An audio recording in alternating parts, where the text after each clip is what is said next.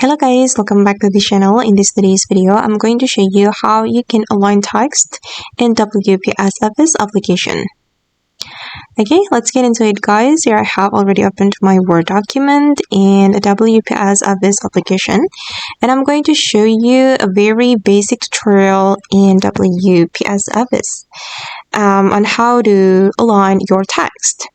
Okay, first of all guys, if you want to align your text, you need to select the text or the paragraph that you want to align like this, and just go to the alignment on the home tab.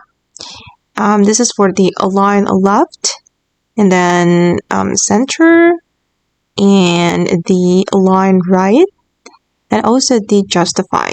And for me, I prefer the justify alignment, and this is the result. And yeah, this is so easy guys. Just select your text and choose the alignment.